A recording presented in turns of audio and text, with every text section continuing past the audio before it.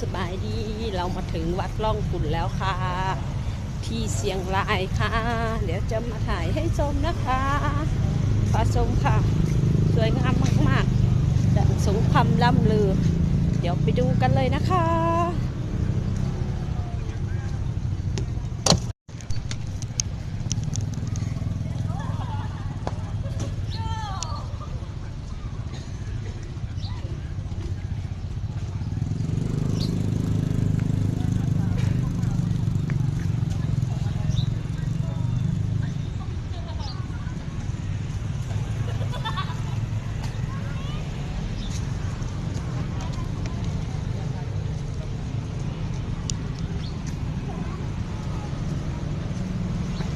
ถ่ายรูปนี่นะยืนที่ทั้งหนานะก็เห็นเบิด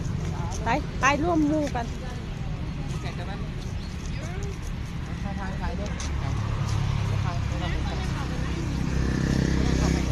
มันบ่เห็นเบิดเนี่ยขันเข่าไปยืนอยู่นี่นะนั้นทางนะน้อยยืนอยู่ถนนนี่นะ